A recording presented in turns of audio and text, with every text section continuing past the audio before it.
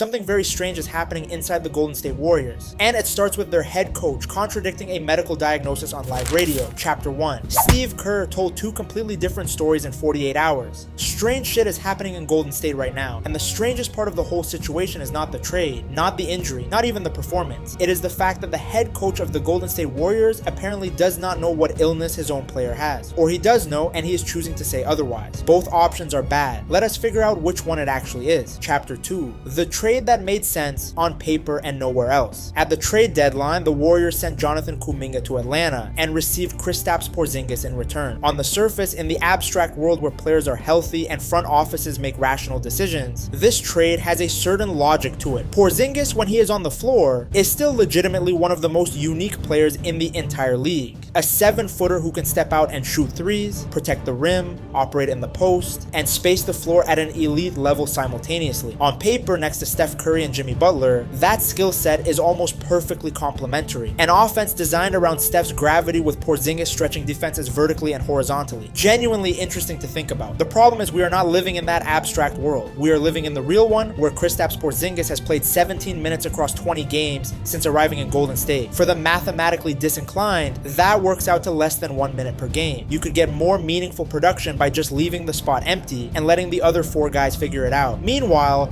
Jonathan Kuminga is out in Atlanta playing like a completely different person. The 23-year-old lottery pick the Warriors just gave away is hooping at a level that is making Golden State fans extremely uncomfortable every single time they check the box scores. He is athletic, he is aggressive, he is finishing at the rim with the kind of energy that makes you wonder why exactly the decision was made to move him in the first place. Trading a 23-year-old lottery pick with clear upside for a 30-year-old who has played 17 minutes total is a decision that requires things to go right on the Porzingis end to have any justification at all. Things are not going right on the Porzingis end. Might be the best thing I need right now is just to rest, just get somewhere in the sun. And now the coach is publicly contradicting official medical reporting in real time, which brings us to the part of this story that is actually baffling. Chapter 3. Pots, no pots. Actually, we don't know. The 48-hour contradiction. Here is exactly what happened, laid out in order, because the sequence matters a lot here. Steve Kerr went on a local radio station and made a fairly significant claim. He said he had personally called Anzi Salah, Atlanta's general manager, after the trade was completed, and asked him directly whether the Potts story about Porzingis was accurate. According to Kerr, Salah told him it was not Potts, that the whole Potts diagnosis was misinformation that had been circulating. Kerr relayed this publicly, on air to anyone listening. The message was clear. The health concerns surrounding Porzingis had been misreported. The diagnosis people were referencing was wrong, and the situation was more manageable than it appeared. Now, POTS stands for Postural Orthostatic Tachycardia Syndrome. It is an autonomic condition that causes a dramatic increase in heart rate when a person moves from lying or sitting to a standing position. Handled incorrectly or left undiagnosed, it can cause extreme exhaustion, dizziness, and in severe cases, a complete inability to function normally in demanding physical environments. For a professional basketball player, someone whose job requires running, jumping, and competing at maximum intensity for extended periods, this is not a minor inconvenience. This is a serious, potentially career-altering condition. And here's the thing about Steve Kerr publicly saying it was not POTS. Com ran an article with a headline that was not subtle about its contents. The article stated clearly that doctors had diagnosed Kristaps Porzingis with Postural Orthostatic Tachycardia Syndrome, POTS, following his time in Boston. The article quoted Porzingis himself discussing the diagnosis. It was not anonymous sourcing, it was not speculation. It was Porzingis, in his own words, describing a medical condition that had been formally identified by doctors. Com had already published, which had included direct quotes from the actual patient. But it gets more layered than that, because the following day, Kerr came back with a completely different message. He said Porzingis was sick and would be out. And then, in what might be the most quietly remarkable thing a head coach has said publicly in recent NBA memory, he added that it was a stupid mistake for him to talk about something he was not qualified to discuss. So within 48 hours, the same person publicly denied the diagnosis, then admitted he probably should not have said anything about the diagnosis in the first place. That is a complete 180 delivered at speed. Either Kerr had bad information when he made the initial claim, or something about the situation changed between the radio appearance and the following day's comments. What is the misinformation? It was a stupid mistake by me to talk about something that I'm not qualified to talk about. So I regret it.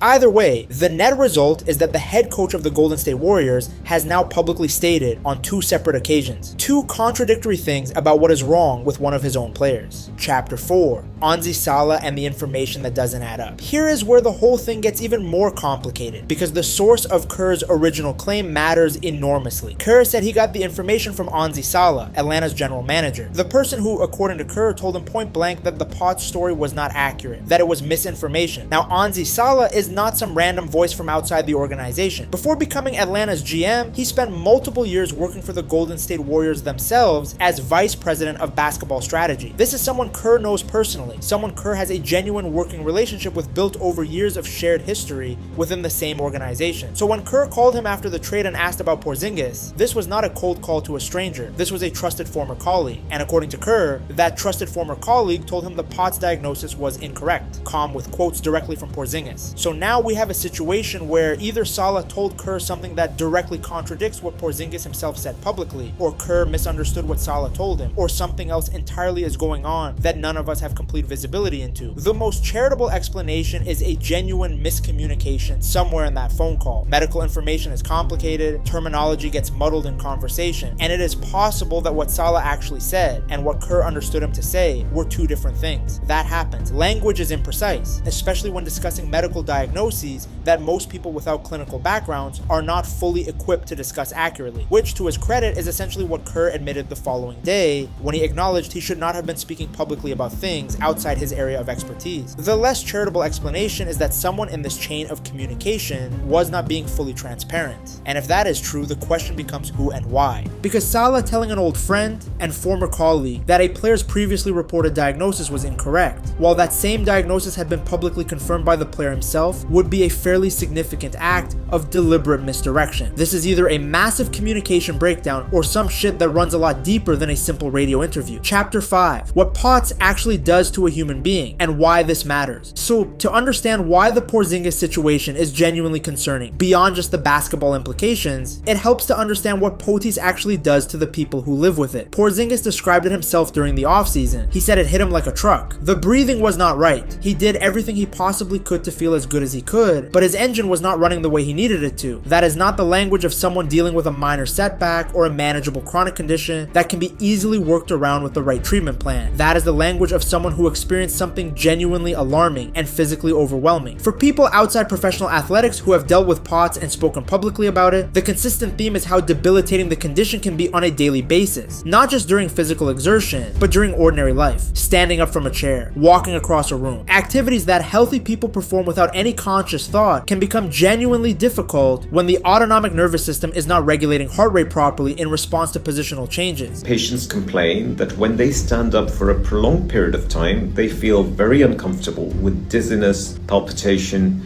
tremulousness, and therefore they either have to sit or lie down or they risk collapsing. Now take that condition and place it inside the context of the NBA. 82 regular season games, constant travel across time zones, back-to-backs, the physical demands of competing against elite athletes night after night. For someone Porzingis' size, 7 feet tall, carrying significant muscle mass, the cardiovascular demands alone are enormous under normal circumstances. Add a condition that disrupts the body's ability to manage those demands, and you start to understand why he has appeared in 17 minutes across 20 games. This is not about effort or commitment or any of the lazy narratives that get applied to players with injury histories. This is a medical reality that even the best sports medicine infrastructure in the world has limited ability to simply fix and move past. Which brings us to the one genuinely optimistic element in this whole situation, and whether it has actually delivered anything meaningful. Chapter 6. The best sports doctor in the world, and 7 games of essentially nothing. The Golden State Warriors employ Rick Celebrini as their team physician. For anyone unfamiliar, Celebrini is widely considered to be among the very best sports medicine doctors on the entire planet. His track record speaks for itself, helping Otto Porter Jr. extend a career that many had written off, guiding Klay Thompson through not one but 2 devastating injuries that would have ended most players' careers, among numerous other cases that demonstrated what elite sports medicine looks like when it is applied by someone operating at the highest possible level. When the Porzingis trade was completed, the reasonable hope, and it was not an unreasonable hope,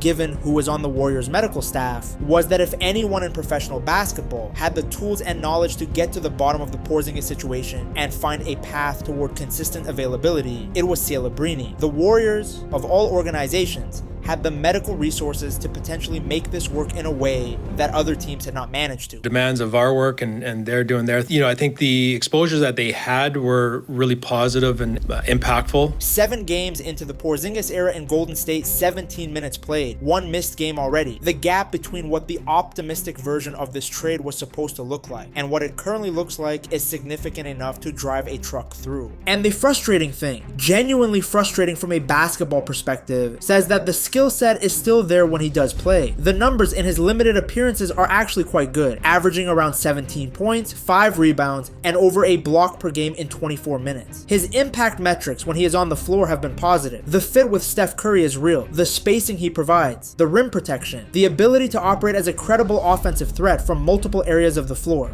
All of it functions the way the front office presumably envisioned when they decided to make the trade. The problem is availability. The problem has always been availability. And the Warriors, having watched Porzingis' career trajectory play out across multiple organizations before deciding to acquire him, cannot claim they were blindsided by a player with an extensive injury history being unavailable. This was a known risk. The question was whether the upside justified accepting that risk. Right now, the answer to that question is not encouraging. Chapter 7. The bigger picture. What is actually happening in Golden State? Step back from the Porzingis situation specifically and look at where the Warriors actually are as an organization right now. And the picture is genuinely uncomfortable. Jimmy Butler is not coming back this season in any meaningful capacity. Steph Curry, one of the greatest players the sport has ever produced, is not fully healthy. Draymond Green, still commanding significant salary and significant minutes, is at a stage of his career where the gap between what he costs the team and what he contributes to it has become a legitimate topic of conversation among people who watch this team closely. And the best move the front office made to try and salvage the season, bringing in Porzingis to pair with Steph, has produced 17 minutes of game action total. The front office clearly believed one of two things. Either they genuinely thought Porzingis did not have pots, or they believed they were the organization equipped to manage it in a way nobody else had managed it previously. The Lakers' DeAndre Ayton parallel is an interesting one here. There is a recurring pattern in this league where organizations convince themselves that a player who has struggled to reach their potential everywhere else will somehow be different in their specific environment, with their specific staff, in their specific system. Sometimes that belief is validated. More often, the pattern continues. With Porzingis, the cruel irony is that the talent is genuinely still there. When he plays, he reminds you exactly why teams keep taking the risk. He is still a unicorn in the most literal basketball sense, a player whose combination of size and skill simply does not exist anywhere else in the league. The 17 minutes he played against Boston after joining Golden State had moments that made you genuinely excited about the theoretical version of this pairing. The theoretical version and the real version are currently very far apart. And in the middle of all of it, the Warriors coach went on the radio, contradicted a published medical diagnosis, then walked it back the next day and admitted he probably should not have said anything, which leaves everyone, fans, media, and presumably the Warriors players themselves, with the same basic question that nobody currently seems to be able to answer with any confidence. What is actually wrong with Kristaps Porzingis? And does anyone in that building actually know? If you liked watching this breakdown, drop a comment below with your honest take.